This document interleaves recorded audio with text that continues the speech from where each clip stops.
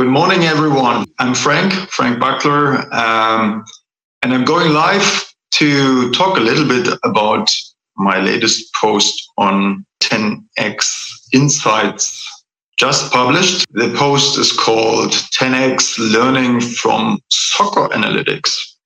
So we have right now the European Soccer Championship. So in Europe, we say football. All right. So because of that, of course, we need to talk about soccer. Right. So we have three games left, and there is a connection. There's always a connection. There's a connection of soccer and marketing. Let me tell you my personal story and my personal relationship to it. It was pretty much 2014 when my friend and collaborator Stepan Schmidt called me up and said, "Hey, I collected lots of Bundesliga data. Let's analyze it with causal AI." So we did, found interesting stuff. So he basically had profiled each game, and the outcome, and what kind of tactics the teams had been doing. So we found some patterns, some causal relationships. We wrote an article about it.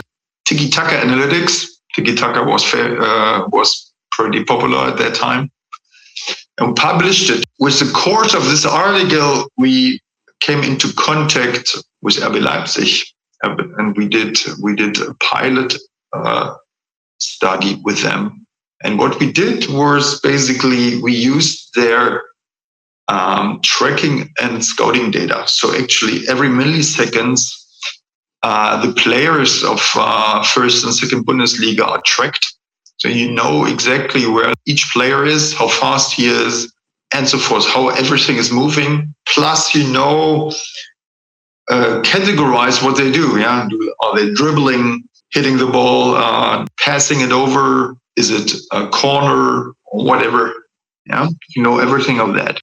We did that. We merged this data together and built a data set which had basically each data point was each second or so, right? So when each time someone gets a ball, it's a data set. You know where everything else is, and we structured it in a way that we can explain how the situation right now is explaining the situation after and so forth. And with that, we could explain what kind of tactics, what kind of maneuvers, what kind of physical abilities can create dangerosity or goals.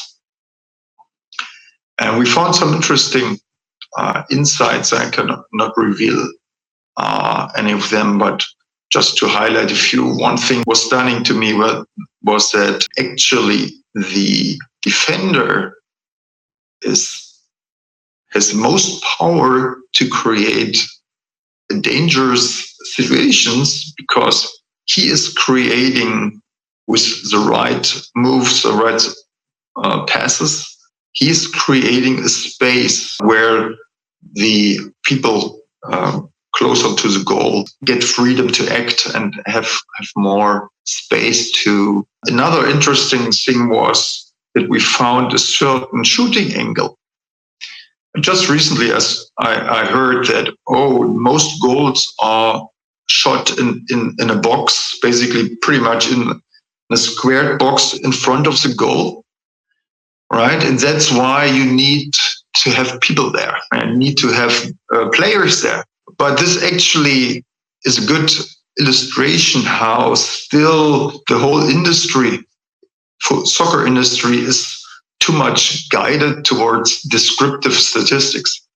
So it might be the case that, of course, most goals are shot from this certain points, but there are many more things which correlate to it. For instance, of course, most shots are also done by that, right? And you should not simply look where the goals have been scored, but you need to compare it with the attempts to do it, right? So, in fact, when you look at those statistics and goals, you oftentimes get spurious correlations, you get spurious insights, which will at the end not work. And that's the whole intention to use causal AI to really measure all the different things which interact with the results. And with that, you can, of course, also prove that the explanatory power, so the predictive power also of certain actions are much higher. But basically, in essence, our work was insightful for me. It was insightful for RB Leipzig. We did not advance with them because, well, actually, I don't know why, but certainly the whole soccer industry, which I learned, is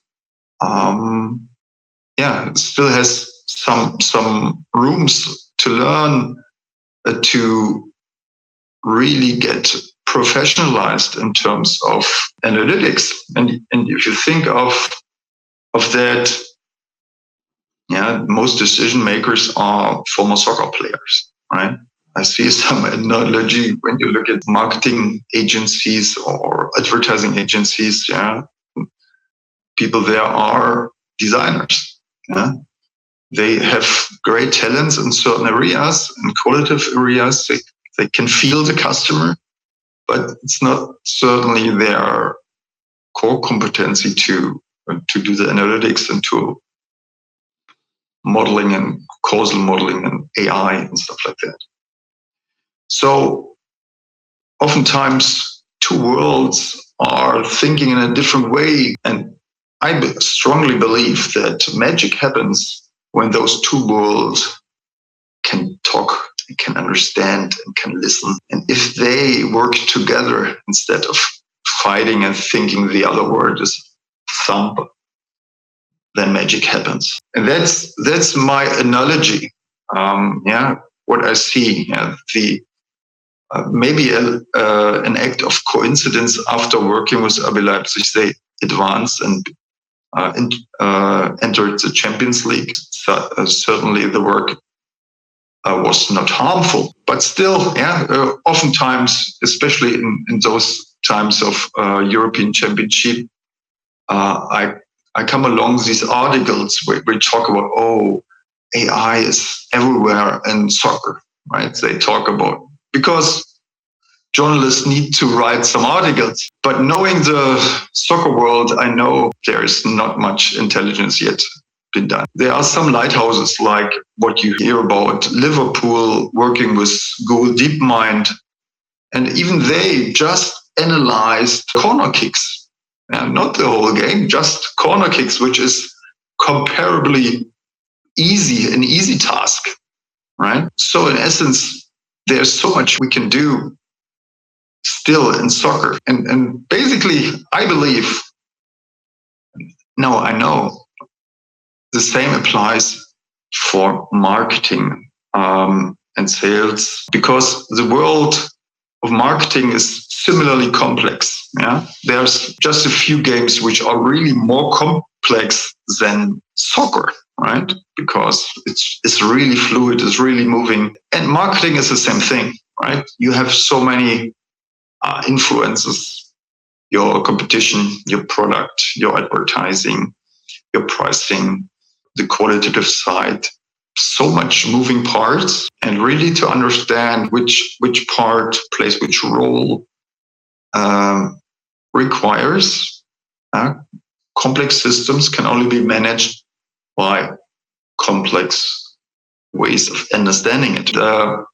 Now with AI, we get closer. We have the technology to better understand the complexity.